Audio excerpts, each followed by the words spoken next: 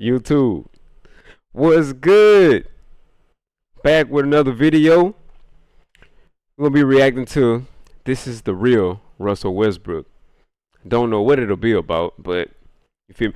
Westbrook is one of my favorite point guards, so we had to check it out. I don't like dragging on the video, you feel me? We're gonna get right into it. Hope y'all having a blessed day and stay safe. Okay. All right. To be honest, it was unique. They just didn't put me in a position to make it unique.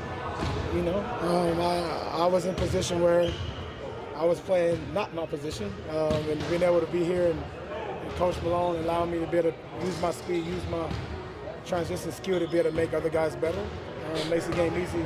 This right here was a clip from Russell Westbrook before the NBA season started, and there were a lot of people, mainly residing or supporting LA teams, who called Russ a clown for this. Well, it's 2025 now, and Russell Westbrook is playing the most efficient, the most impactful, and the best basketball we have seen from him in years. And no, this is not a new Russell Westbrook. This is just the best version of the same Russell Westbrook we have seen for years, and the last few games have encapsulated all of the best attributes Russ is bringing to Denver, because over his last 9 games, Russ is averaging over 15 points, 7 assists, and 6 boards on 60% from the field. Yeah, you remember all those jokes about Russ's efficiency early in the season? Well, Russ has now been one of the most efficient guards in basketball over the last month, and the thing is, I don't see this stopping, because whilst he's not going to have perfect triple-doubles every single night, but Russ is now playing in a role and with a team where he doesn't need to be a spot-up shooter. He doesn't need to take those pull-up mid-range jumpers, because if he knows he cuts or gets a handoff from Nikola Jokic, he will be able to get to the rim. And there was no better example of that than the perfect triple-double he had against Utah. Watch his first bucket of the game. Michael Porter Jr. drives into the paint, can't get the layup to go, and Russ is there to tip it in. Just that extra effort that we often see from him, but it was the next 6 buckets that were much more interesting. Here he is getting the ball in transition, and he might be 36, but how many players can stay in front of him in transition? Not many, if any, as he Euro steps around Jordan Clarkson for the layup. I mean,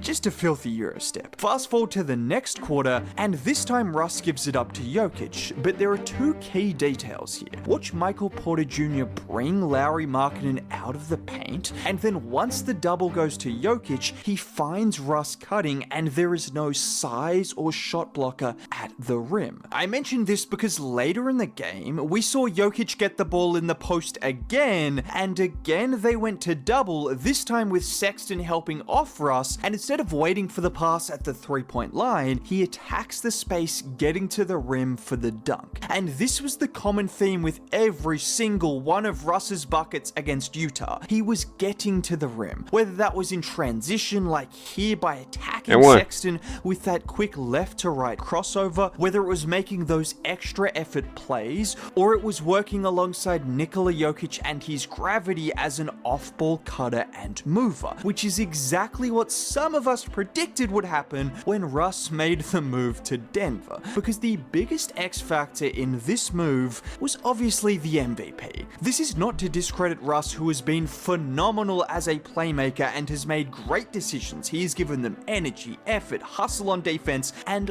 all over the floor. But when has Russ played with a guy who can always find him on cuts, and more importantly, who will be doubled 16 feet from the basket with the other team's big out on an island, which gives Russ that space and that lane to get to the rim? You saw it against Atlanta as well. Just look at the chemistry on this play, with Russ giving the ball up to Jokic, cutting backdoor, and it's a perfect cut and pass for the layup. You hear players talk about it, but when you play with a guy like Nikola Jokic or a guy like Russell Westbrook, you are more willing to move off the ball and cut cut, because you know if you do that, they will find you. And this is also why you see Russ's numbers so much better with the starters than the bench. It's not just because of the minutes, but he's able to play to his strengths as a scorer, whilst also being able to have some spacing and an elite pick and roll threat in Nikola Jokic as a playmaker, which has a lot of people saying Russ should be a permanent starter with Christian Brown coming off the bench. Now, the only problem with that is whilst Russ is better as a starter and he has been fantastic and deserved that position, so is Brown. And at least with Russ coming off the bench, you get the playmaking that can elevate guys like Watson, Strother, and even DeAndre Jordan in those roles. I think if Russ continues to play like this, Denver will have no choice but to play him as a starter, but the biggest key for Denver, which we have seen more of, is just ensuring Jokic and Russ share a lot of those minutes together, because that chemistry makes the Nuggets look like a different team regardless of who else is on the floor. And that's what Russ said himself. He's the best player in the world. My job is to make the game easy for him, and he does it for everyone else. And this is absolutely happening, because whilst Jokic has helped unlock Russ as a scorer, Russ is doing the same for Jokic. I mean, look at this dime from Russ to Jokic cutting back door. Or a play like this, which is really common from Jokic, where Russ gets the ball at the three-point line, and Jokic flashes to the middle of the floor on that quick cut before dropping it in.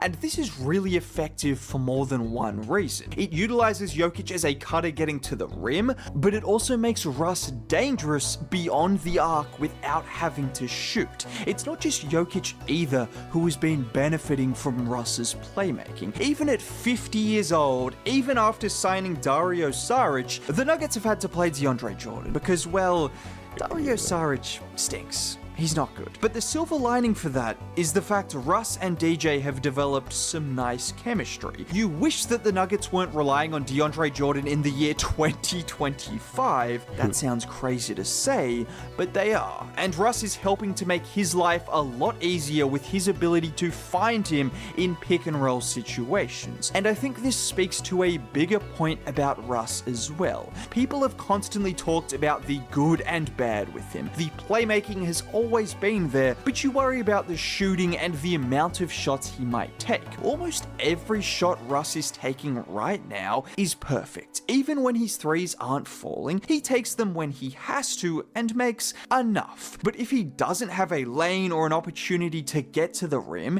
he will feed his big man or finds an open shooter. And that's what Michael Malone said as well. And what I admire so much about him, aside from the leadership and toughness that he brings every single day, is he's got no ego. He says, I'm playing with that guy. I'm going to play through him. I'm going to make him better. And if I do that, that means I'm doing my job to help this team win. That has been very true, because Russ has played this season with zero ego. He has done what is best for the team no matter the role or no matter the position, and that goes both ways. Because another aspect of Russ's game that has helped Denver has been his defense. The Nuggets haven't been great defensively, and I know I just said he's helped them defensively, but it takes more than one guy to be a great defense. It takes the entire team. And whilst Russ might not be Dyson Daniels or Drew Holiday, he gives you energy and effort every single night. Just look at him on this play from the game against Utah. He initially tips the Sexton pass in the corner. He tries to dive for the loose ball, which he can't quite reach, but he doesn't give up because he gets himself back in the play, and this time he gets to the pass in time, getting out in transition and throwing it down. This is what I mean when I say he's helped the defense. It's that energy that he brings. It's that leadership and the vocal aspect of things that helps this team more than anything. Well, I can't say more than anything when he's averaging 15, 7, and 7 a game, but that adds to the production as well. And I think with the way Russ is playing on this team, there's no reason to believe he can't keep scoring this efficiently and playmaking this well. It's just a perfect fit. There's no other way to say it. Now, if you made it all the way to the end of the video and want to see more content like this, consider subscribing, dropping a like on the video would be much appreciated. Most importantly, have a great day. Bye. Sir, that's the end of the video, man. Shout out to Russell Westbrook. Still one of the best point guards in the league. At what, 35, 36? But yeah, I think Denver got a pretty good chance of making it further. this season, but we gonna see how everything play out. You never know with the fucking NBA or who they want to win. So, but yeah, that's it. I appreciate y'all for watching. You'll see me again. Don't worry. It's not the last one. Don't worry. Peace, man.